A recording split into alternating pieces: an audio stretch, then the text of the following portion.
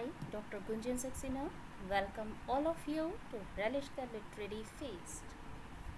In this second lecture, I'll discuss Wordsworth's another poem, Ode to Duty. This ode can be satisfactorily analyzed in the light of Indian philosophical thought, which was imbibed by Wordsworth from the Gita, where Lord Krishna elaborates various aspects of karma to Arjuna. His Ode to Duty appears to be a version of the Gita because of its moral, didactic, and philosophical nature. After first reading of this poem, it appears something bizarre to have preachings on duty from that person who is well known for his spontaneous overflow of powerful feelings. As we know, nature and duty both seems contradictory in their nature. But if we analyze the poem minutely, we'll find that duty referred by Wordsworth is not an adherence to an established traditional, religious, or societal code. Rather, duty, as Wordsworth elaborates here, is a conscious devotion or dedication towards innocent pleasures, childlike aspirations, celestial bliss, and an alignment with natural world.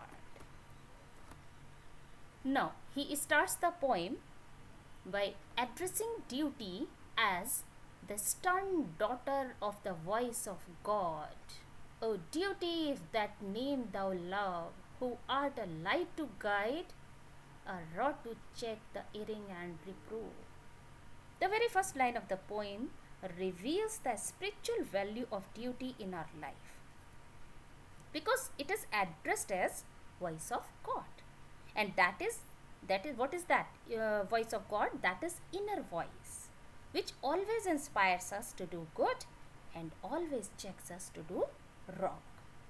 Now, duty can be comprehended as the synonym of discipline also, because the poet says, thou who art victory and law, when empty terrors overawe, from vain temptations dost set free, and calmest the weary strife of frail humanity. When it is said that freedom lies in discipline, it seems paradoxical in tone, but the deep-rooted essence of it is quite similar. If we are dutiful and disciplined in thoughts and deeds, we can be the true and favorite devotee of God. In fact, Wordsworth clarifies that our efforts and actions should not be the result oriented. Rather, our emphasis should be on duty itself, because duty is considered to be the voice of God, which means command of God. As Lord Krishna himself teaches in the Gita to Arjuna, karmanyevadhikaraste ma phaleshu kadachana. It means do your duty, result is not of thy concern. Milton also speaks of the command of God in his epic Paradise Lost.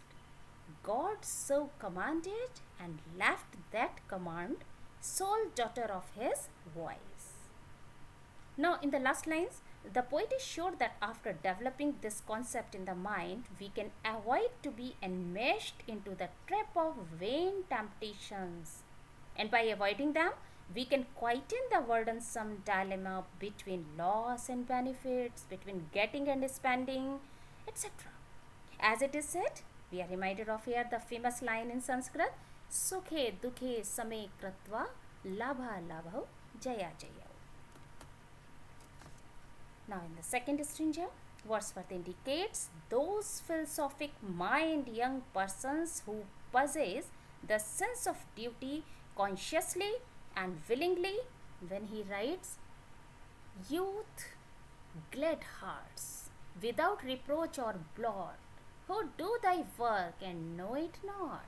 Oh, if through confidence misplaced they fail, thy saving arms dread pour around them cast. He highlights that duty is not limited to societal or religious conformity, rather it is the childhood instinct which is deeply and spontaneously intermingled into the character of the youth. If such people go astray whenever their trust is misplaced, duty itself comes forward to their rescue and puts them on the right path.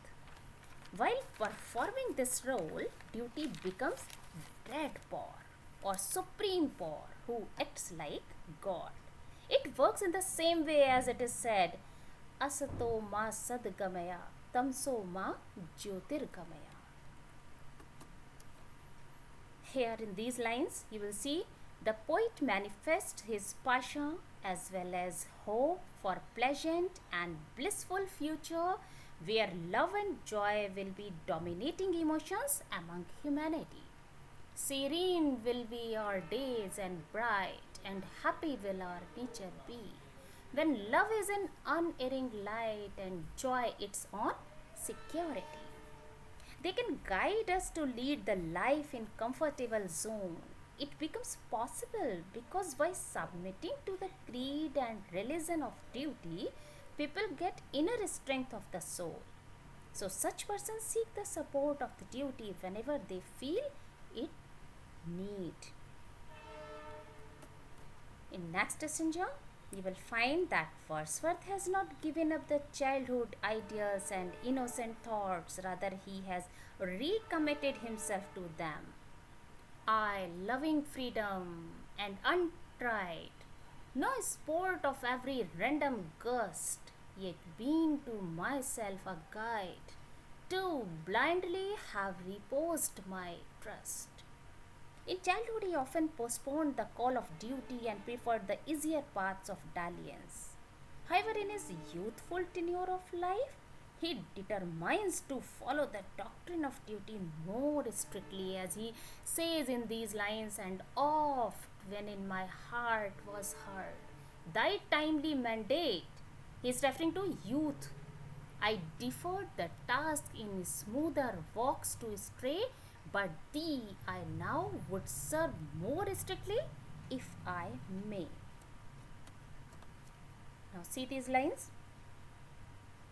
I would like to first quote here the lines of Shakespeare, which he said in The Tempest, freedom lies in service. Do you understand this line, the meaning of this line? Here Wordsworth also seems to fed up with the uncontrolled, that is referred by the word unchartered here. Unchartered liberty. He longs for a peaceful course of life like Sthit Pragya. That's why he doesn't desire to take shelter of hope. It is really to be understood deeply. He knows the depth of philosophical truth, where it is said, Asha hi paramam dukham, nerashayam paramam sukham. Griefs lie in hopes and expectations, and hopelessness is somewhat stoic position, and it gives pleasures. Now, the very first word, addressing word to duty, again you will find stern lawgiver.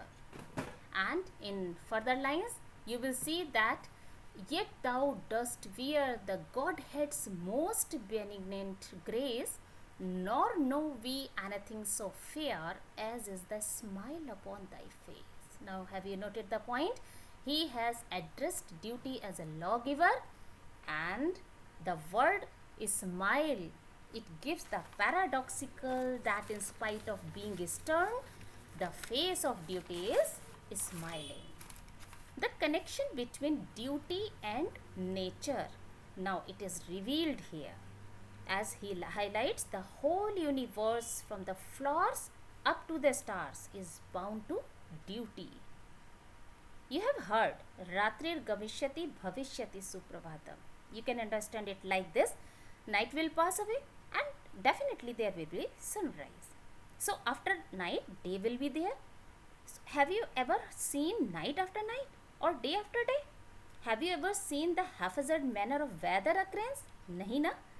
सूरज और चंद्रमा ने आज तक duty leave नहीं ली. So punctual they are in their duties. The poet glads duty with the hue of spirituality by calling her the Godhead's most benignant grace. The reason behind it, that the systematic ordering of nature, which is maintained by duty, is a reflection of God's will and benediction. As he refers already in Turn Away, you will be reminded here of those lines. The earth to me did seem apparelled in celestial light. Now here in these lines he emphasizes duty's humbler functions and seems to support the idea Vidya Vinayam Dadati Vinayat Yati Patrata.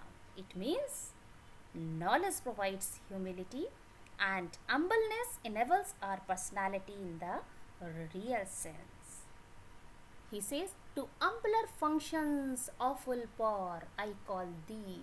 I myself commend unto thy guidance from this hour. Oh, let me weakness have an end. Wordsworth grows very emotional, quite emotional, and dedicated when he commends himself unto thy guidance from this hour. He desires to remove the weakness of choosing easier paths.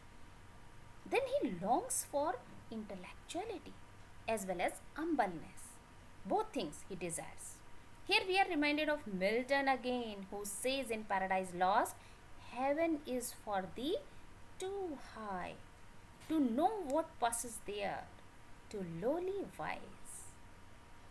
And he says in the last lines, give unto me made lowly wise, the spirit of self-sacrifice, the confidence of reason give, and in the light of truth, thy bondman let me live. Ultimately, he surrenders himself as a staunch follower of duty, not as a blind adherence towards it, rather to have a clear perception of what is right and what is wrong. So, I hope you have enjoyed this elaboration. Expect to meet in the next lecture. Till then, take care.